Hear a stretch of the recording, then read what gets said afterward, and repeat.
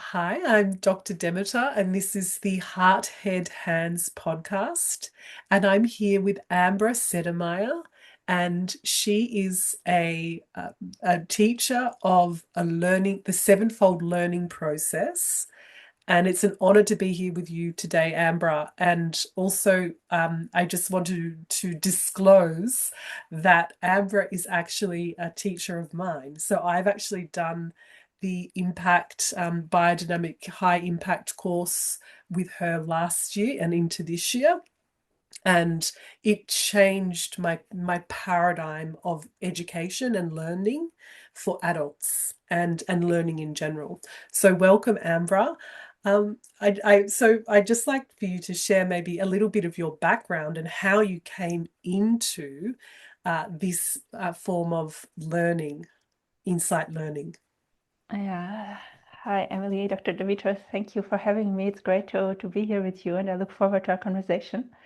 So, Mhm. really, I started out wanting to help nature because I saw nature being destroyed everywhere. So, I studied biology, and I was really on this quest to see how could we change the way how humans relate to nature. And I specialized in sustainable agriculture and participatory rural development. And in that process, I saw that what makes the biggest difference on how people farm and how people relate to nature is really what they believe about nature. It's really their consciousness. And so I become ever more interested in working not at the level of like outside results, but Mhm. addressing immediately the level of consciousness. So how can we enhance the understanding of people of what are we humans, what is nature, how can we interact in a constructive way. And in my journey, I was able to take a degree in anthroposophical counseling. And there, what we do is really to help people to get insights about their own life so that they can change their life. And so this topic of adult learning, it became really ever more close to my heart. And I think it's really the most important thing we can do while we're here on Earth. It's to learn and expand our consciousness. And I'm super passionate to facilitate learning processes that really work. It, it's a really interesting journey from science into psychology and holistic psychology at that with the anthroposophic counseling. Could you maybe give us a bit of a definition of and what is anthroposophic philosophy and also the sevenfold learning process? Just to give the audience, we really are wanting to, as we were sharing before we recorded, for people to this to be accessible at this really crucial time where the planet's at. So Yeah. please share with us, Ambra. So thank you. So I think anthroposophy is really, I think, a field of research of trying to understand what is the human being. And the human being is so intermeshed with the cosmos that understanding the human being is also understanding the whole cosmos, because we are so related. And from anthroposophy, for example, when we dive deep, we start to understand that nature, like let's say the plant world, is in evolution, it was formed out of the human being. It's like an aspect of the human being. And just like animals are something that we sort of left behind in our development. And so we are also interconnected in a really deep way. And so in my understanding, anthroposophy is really research of truth. We really want to figure out how things really are, considering also the spiritual dimension of existence and not just the physical. That's why Rudolph Steiner, who is the founder of anthroposophy, he always spoke of spiritual science. So we're not just in fairyland, in fantasy land. Like I think a lot of spiritual streams are just not going into details. Like it's just the universe. And in anthroposophy, it's like, okay, but what's the universe? Yes. Who is populating the universe? And so we try to investigate it. And Rudolf Steiner obviously gave so many lectures. He has such a huge body of work with more than 360 books based on his lectures and 40 books he wrote that really give us access to totally different understanding of the world, and that really matches reality in a way that we don't find anywhere else, really. And It certainly is an insightful body of work yeah, and a phenomenal visionary. And he was also grounded in science, yeah. correct? Like he Yes, he had a was, PhD in philosophy and in natural sciences, really, at the time. Yeah. and he translated Goethe's thesis. Is that correct? No, he didn't translate it. He became an Right. editor of Goethe's scientific works because this Uh-huh. German person, Johann Wolfgang von Goethe, he was not. He is most famous for his poetry work, and especially, for example, for his Faust, which is like a drama in verses, very beautiful. But he also did a lot of scientific discoveries, um, like theory of color, metamorphosis of plants, a lot of scientific discoveries that were very early in his time that were not recognized at his time, and later science proved that he was right. And so he had a specific method of observing nature that made it able for him to make all these discoveries. And so Rudolph Steiner was invited when he was very young, I think he wasn't even 21, Wow. to be the editor of the scientific works of Goethe. And that's why he Beautiful. understood that Goethe had a specific method of doing science that is really the Yes. way of reaching how things really are. Mhm. And so he really made it into a method, I would say. Mm. Yeah, Beautiful. And the Goetheanum yeah, is the anthroposophic center of the world, and you've worked there too in the agriculture section. Is that yeah, correct? yes, yes. Yeah. Yeah, after I finished my PhD in environmental science, I really wanted to work in the field of biodynamic agriculture. I really fell in love with biodynamics, and Mhm. so when I was looking for Mhm. jobs, I had that option. And it really Mm. was great because it helped me to go really deep into anthroposophy and Mhm. biodynamics. Mm. Yeah, before I was like looking at it and really interested, and then I got like thrown into the thing. Beautiful. Yeah, so for me too, hmm biodynamics is a way into anthroposophy. That's how I've really immersed in anthroposophy. And so the for you on this journey, now you are teaching courses and teaching this learning process at this time, and maybe describe what the sevenfold learning process is and why it's so important at this moment in time. Yeah. So really, how do humans learn? How do we learn? It's a huge question because learning is how we develop as human beings. I don't know, anyone can think about that experience of having an insight. You have maybe been struggling with a question for a while, and at some point the penny drops. And it's really an exciting and empowering experience to see, wow, now I understand. And after we understood, after we had this moment of insight, we can act. And I feel that's real learning. Real learning is when we have an insight. And unfortunately, nowadays, learning is often confused with memorizing. And so, in most universities and most adult education places, learning is handled as if it was just about memorizing. And the theories that exist about learning, they are sometimes based on animal studies. And in anthroposophy, we feel that animals don't actually learn like we humans do, because we Yeah. humans, when we learn, we can become creative with it. And animals are not really creative. They have their instinct. They can do highly creative things, but they are always the same. Like I like to say, a bird can build a beautiful, intricate nest, but it can never use the same technique to build a roof for its nest. For its nest. Yes. So they don't have the Yeah. ability to what they know to use it in a creative way. But we humans have that. And so Mm. it's really a mystery. How do we learn? And so again, Rudolf Steiner, he mentioned very vaguely that we learn with our vital energies, that they are also involved in learning, what we call the etheric body in anthroposophy. Mm. And he speaks about this seven, that it's not just life is not something that is homogeneous, but that there are 7 processes, 7 forces that create and sustain life. And we can see that in the human body, for example. There are forces that keep us warm. There are forces that help us digest. There are forces that help us reproduce. So it's not just life as one homogeneous thing that happens, but there are 7 different differentiated forces that keep our bodies alive. And Steiner says that after we have grown into adulthood and our physical bodies don't grow anymore, those forces are still active in maintaining the body, but a part of them is freed up for learning processes.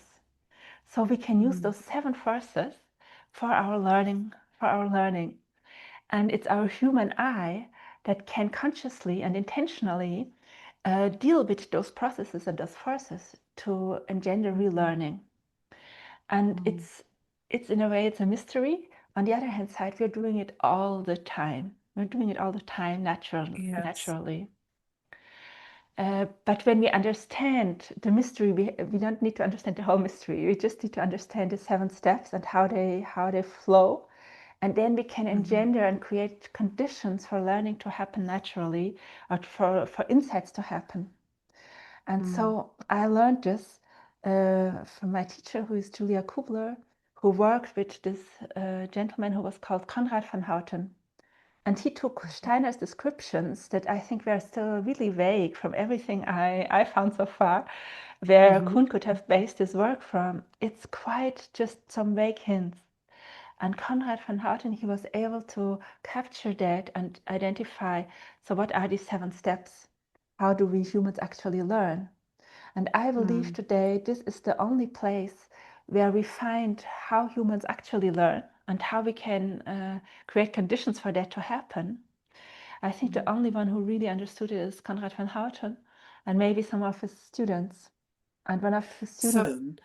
How is it that the education system is the way it is, and then society in turn has been structured in a certain way of organizing? I think that the education system, it was developed. I think there are 2 things that are very important for how our adult education system works today.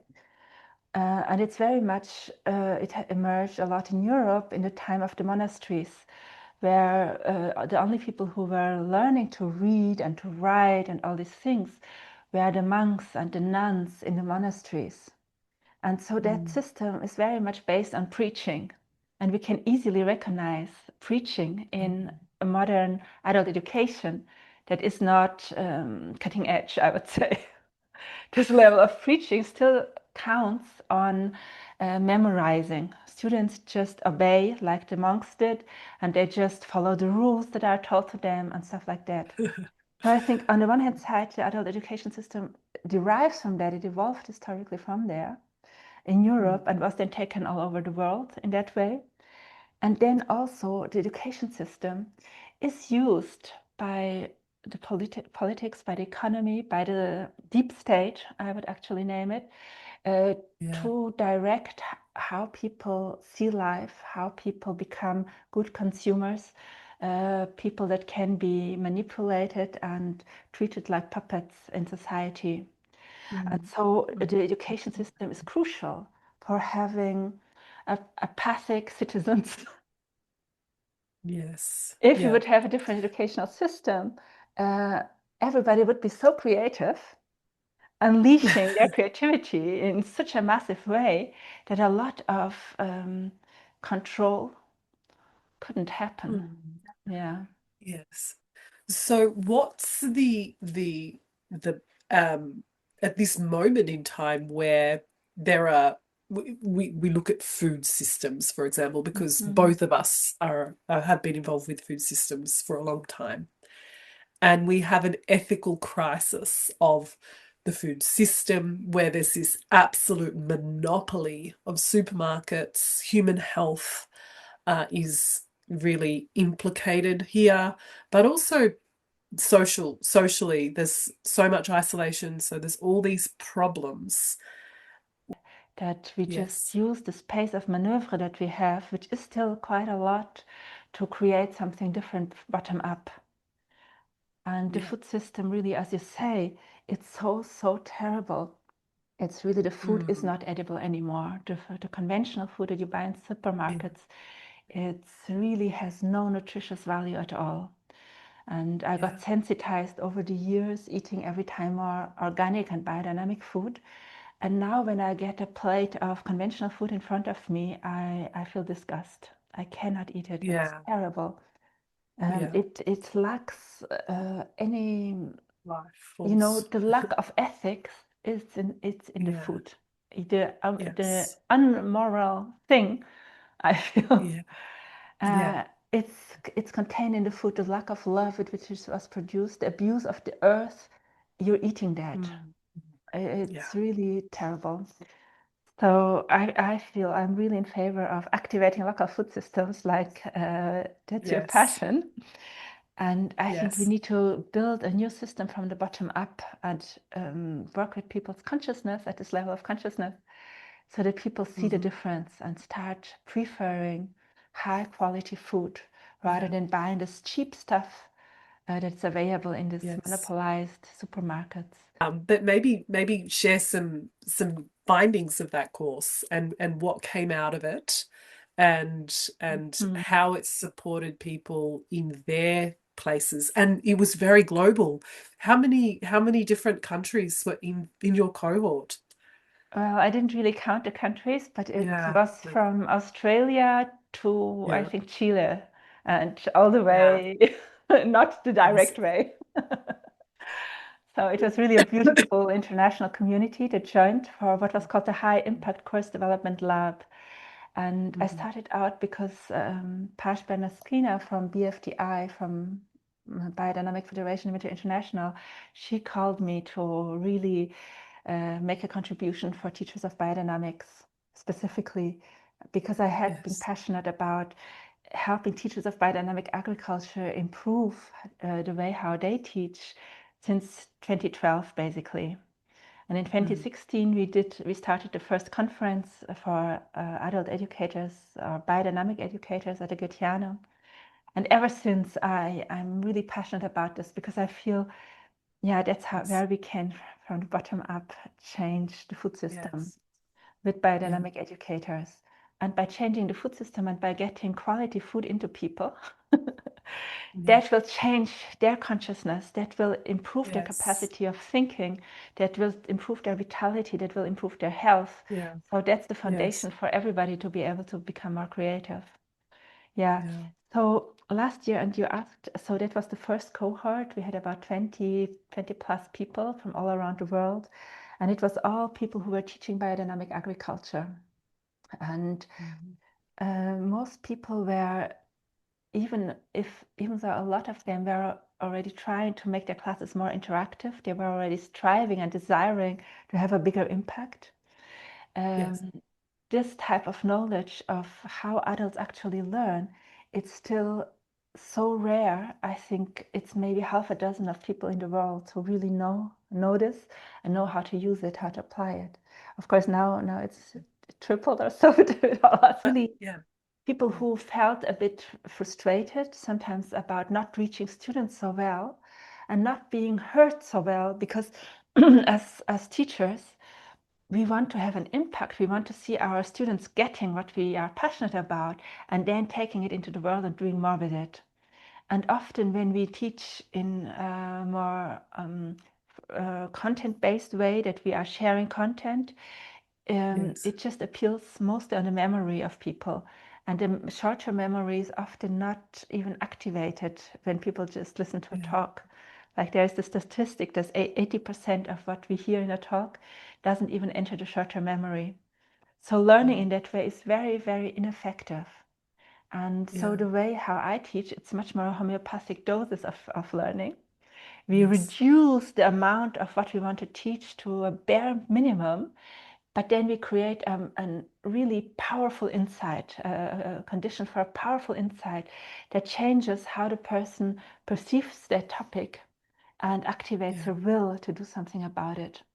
And so Yes. the biggest changes, like, I can give like two examples without naming people. Yeah. Yeah. Like Please. for example, a university professor who taught all his life in a more frontal way, giving talks, who with this method, he changed it completely. And he's now having these conversations and researching together with students. And students are loving it so much more. And he is learning from students. Like the other day, he told me he learned a method that to promote little, I don't know how it's called now in English, those little sticks of plants that you put in the soil for them to root Yeah. and to form new plants. And he discovered Yes. from a student a method, an organic method, Yeah. to enhance Okay. rooting of little pieces Ah, of ah, plants. And okay. so it's like, it's even much more interesting for us because we learn from our students. And for our students, it's Yes. much more interesting because they are able to bring what they already know into the class. And it's Yes. a total illusion to think that only the teacher knows stuff about a topic. Mm. Well, And it's interesting because biodynamics, life yeah, dynamics, it's yeah, dynamic. It's not uh yeah, hierarchical, preachy, yes, didactic yes, interaction. And yeah, that's certainly coming out of your course. I thought, this is the end of the textbook. yes, yeah. The And I content. think, yes, I think often teachers put themselves in the position of being in that role of the expert, and the Yeah. students in the role of the passive absorbers of new information. But that is not the Yeah. reality. The reality is that Yes. the participants, the students, they know so much about a topic they come to deepen. And the teacher cannot know everything. So Mm. it's really the role in which most teachers put themselves in. It's a role that is primed to make them feel uncomfortable and unhappy. It belittles the student and then puts the teacher on a different level. Yeah. And yeah, it's not constructive Yeah, it puts the construction. teacher on a pedestal, and then the teacher has Yeah. that question: how do I keep that image that I know more, that I have the answers?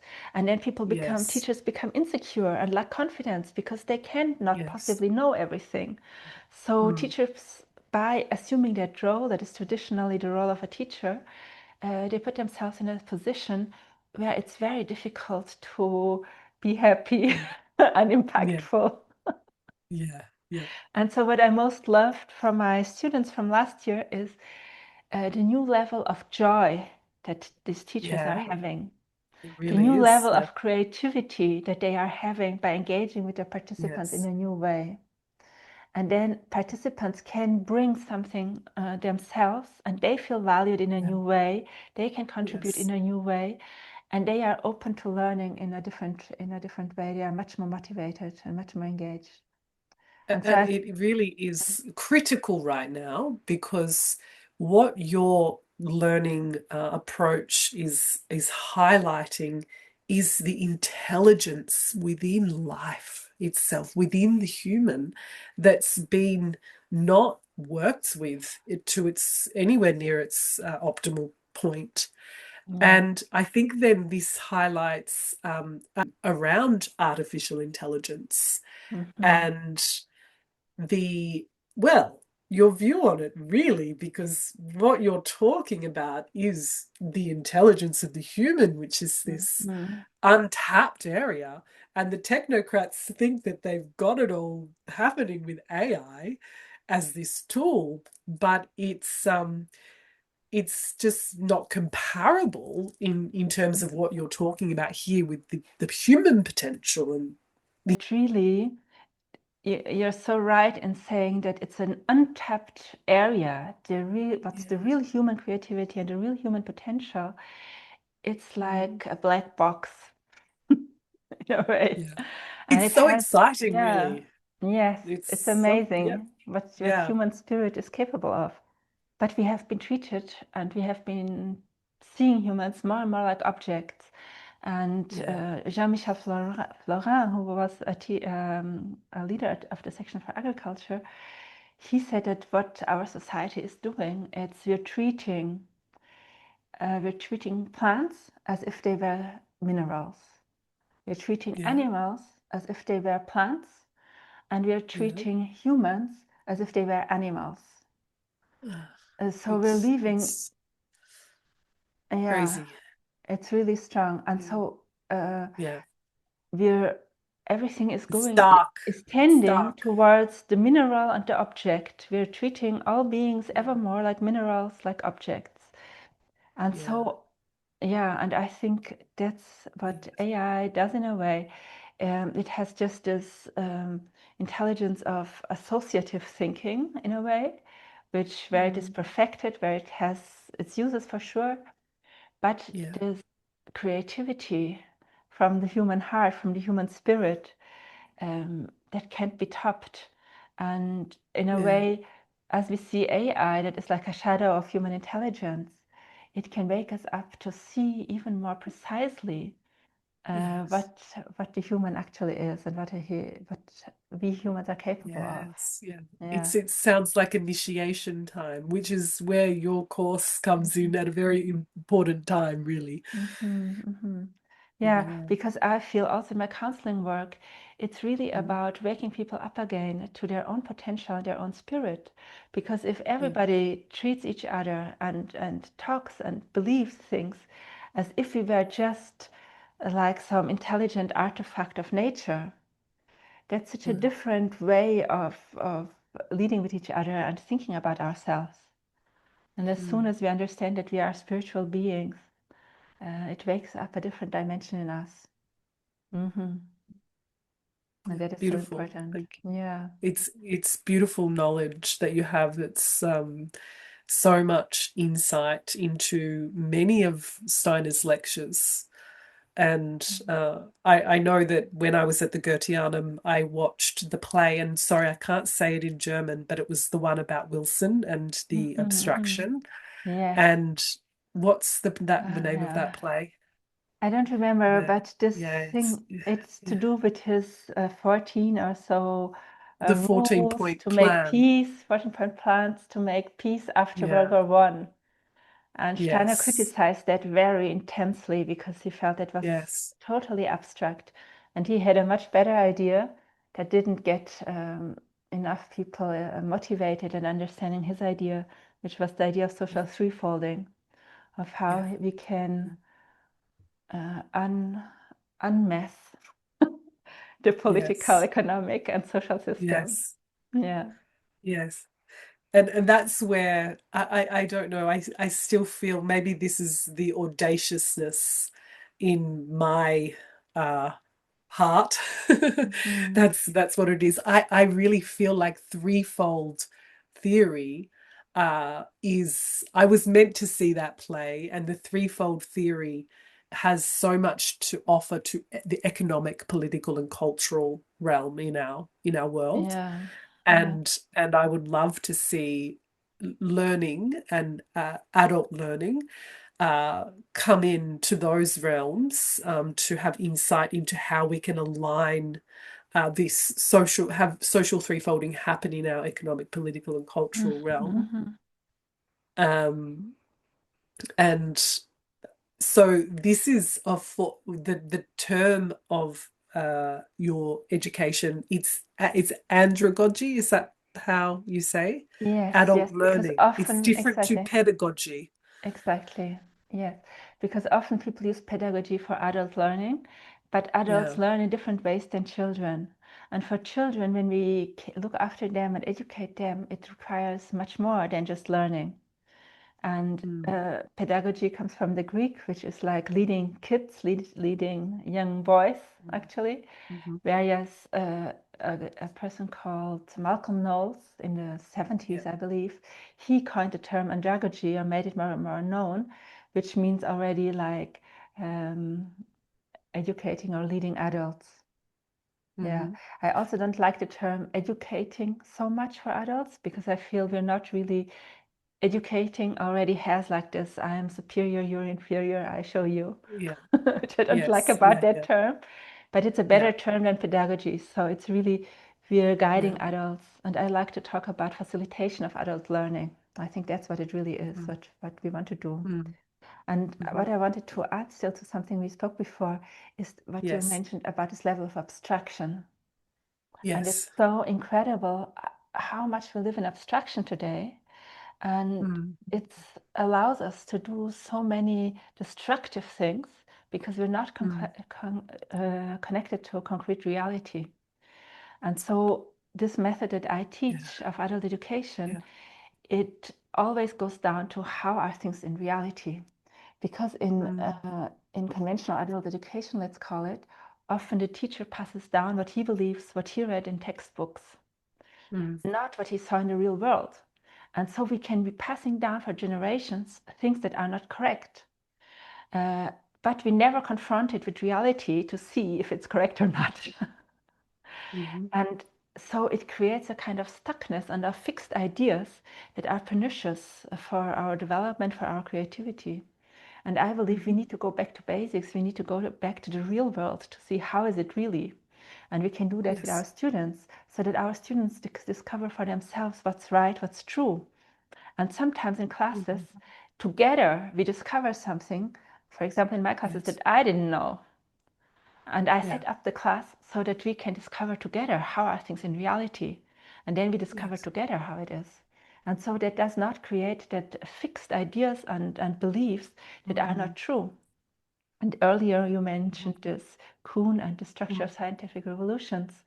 And I Yeah. think we would have much more scientific revolutions all the time if we would go back to the real world to see how Yes. things really Yes. are, rather than work Yes. for decades and generations with untested Yeah. hypotheses. Local food is, and my the people that follow my work, is that I highlight this database, and it's probably $1 billion worth of reports on local food systems. So Wow. this is a really and it's in Australia alone. Like Wow. and it's a celebration of all the documents of local Mhm. food. And I Uh, just think how our whole entire, all the communities across Australia could be really in a different state of affairs if that money was social threefolded, if it's in this way. Um, mhm. so Yeah. there's potential. Yeah, because as you say, it's really taking things back to life and it's so useful for farming. So instead of just following a textbook, we check what does maybe an NPK fertilizer actually do to our plants. We observe our Mhm. soil. We observe it Mhm. without. We observe it with compost. We observe it with the preparations. And then we see Yes. what's the result. And then we see the proof is in the pudding. In the biodynamic products, they have a totally different Yes. taste, aroma, quality. The conventional Yeah. product, the soil is probably like getting desertic, losing humus, losing organic matter, and the product in the end is Mhm. pretty tasteless and hollow. So Mm. it's really we want to go to the reality to see what's working, what's not working, how can we make this work, and Mm. oftentimes we do not have explanations, for example, for how the biodynamic preparations work or stuff like that. But we have the proof that they are working. And there are so many big mysteries that we are not yet figuring out how they actually work. But they are like the timeless things of how nature works. And yesterday it was funny, I was seeing this very, very modern pickup. It was Mhm. like, you know, with all these screens in front and all this Yeah. GPS guided with whatever stuff, location, everything Mhm. modern you can think of. And on the back, it had a pile of corn. So it made me think like how we have all these very modern looking gadgets and things, Mm. but in fact, we're still dependent for our survival on this timeless laws of nature growth, how nature grows, Yes. how food is produced. Yes. This remains the same for over 12,000 years, for Yeah. probably since the existence of the earth, and since we started Mhm. to tame plants and animals to feed Yes. ourselves. And so there is something so timeless lost that maybe Mm. we can't understand their like how cosmically it happens, but we can Yeah. understand how it works and then align with that to work in the most harmonious, constructive way with nature. Mm. Yeah, I think that's really important. And hearing you talk about the reports and this mass of reports that is accumulated, Yes. for me, it was so interesting because I also believed in the written word a lot and how important it is to get articles written and papers out and all that stuff. Yes. But with my, It's a it's construction in the university space. Again, yeah, it's another social construction, an yes, abstraction. exactly. It's a construction that's how you make an impact. But the impact is so limited from a paper. You make maybe an impact on how many times you've been cited, but that's not yet a Yes. real impact in the world. And so it's and so at a certain point, especially with my counseling teacher, she had absolutely no interest in writing a book or writing anything at all. And I was like Yeah. puzzled because I was finishing my PhD, and how does my counseling teacher, who has so much to say, not have the slightest Yes. interest of writing a page, of writing even a page? Yeah. And I Yeah. was puzzled with this until I realized, yes, in Yeah. writing it has so little impact. And I wrote a Yes. chapter about adult education, a book that BFDI edited. We can also link to it. Yes. But I believe that a chapter, it's like that material on page. Who is going Mhm. to read it? Who is going to make the effort to bring it to life and to implement it? It's Yeah. minute. Whereas if we create a course, by the building of community, by the relearning that happens, it Yeah. really leads to changes in consciousness and activates the will Yes. to do something in the world and gives the encouragement that we're not Yes. alone in our trying to do Yeah. something. So I Yeah. believe this community building in a course where relearning happens, where people come together Mm. who are interested in the same Mm. topic, it's so powerful. It's much more Yeah. powerful than textbooks. It's a methodology for aligning with life. And there's a co-creation of a body of knowledge in this shared community. And this somehow, and then something emerges. It sounds a little bit like mycelium or something to me. This is People who are into biodynamic agriculture, into anthroposophy, we're quite isolated, everybody in his little corner in the world. And we really need to feel the strength of that we're a movement. And I think Mhm. that's the same with all movements who are trying to bring something positive in the world. We really need to be connected to have the confidence to Yeah, move our work forward. it's good. So maybe to summarize, I was going to just go back to that other student you were going to mention and what Yes, yes. they got from the course. But then also, my question is, this is my intuition speaking, just an idea or an insight that you would like to finish on to summarize our discussion. And yeah. Yeah, I think for me, what's really important is that how can we bring the new into the world? How can we really work on cultural renewal? Because our materialistic culture, that is a throwaway society that doesn't value even matter, we need to change that. We need to see the sacred in nature again. We need to see the sacred in matter again. Mhm. So, how do we renew culture? And I think it's really true human consciousness, who ever more people are waking up, understanding things at a new level. And I think there is a tidal movement, a tidal wave of people Yeah. who are seeking for spiritual knowledge, for deeper understanding of who they are, what they are here in the world to do today. And so Yes. I think it's really a time where it's most needed and where most people are actively seeking a spiritual understanding. So we shouldn't be shy with our work on organic food systems and also on biodynamic food systems. We shouldn't be shy with this because people are really seeking this.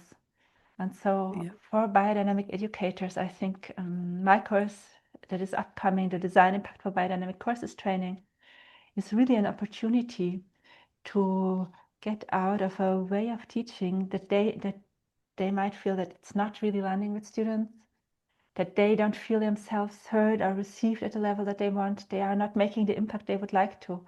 I feel I really Yes. managed to develop a system that takes care of the different things one needs to consider in designing a course, beginning, middle, and end, that really leverages everything, and students' Mm. knowledge, teachers' knowledge, resources out in the world, the real world, to really create Yes. insights. And I think it's through insights that we can awaken people's will for change and can awaken creativity in It's people. good. And that's how people will start their project, live their life's purposes, and bring something new into the world that is needed. Mm-hmm.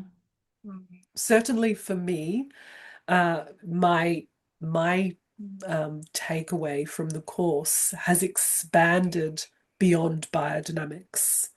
And that is in this social threefolding, activating local food systems and working with diverse array of people in the economic, political, cultural. We're teaching this to teachers of biodynamics because I have this background and this connection to biodynamic agriculture. But in this cohort already we have some people who are not teachers of biodynamics, already saw the potential and joined anyway. Yes, And I'm exactly. thinking of expanding it because it's timeless, valid way of how to design a course for real insights to develop in students and for real transformation in students. So I feel I should open it up for anyone who wants to be a change maker really and work on this cultural Yes. renewal. And so we did the course for months online with the cohort, and it was very interactive. And then we all come together at the Goetheanum in February at the agriculture conference, and we did a workshop in the beautiful dome structure of the agriculture section. And yeah, life changing, really, for me. So I can't recommend the course more. And yeah, you're in good hands with Ambra. Thank you so much, Dr. Yeah. Demeter, for recommending